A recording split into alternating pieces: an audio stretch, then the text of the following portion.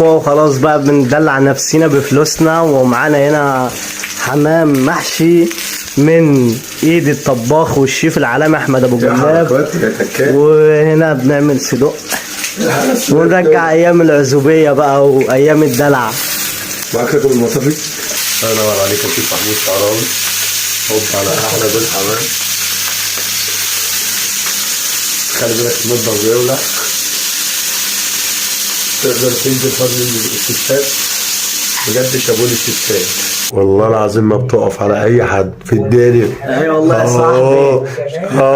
صنع ايديا حتى انا احلى جوز حمام في الدنيا واحلى صاحب في الدنيا، وكل سنه وانتم طيبين. لو جبنا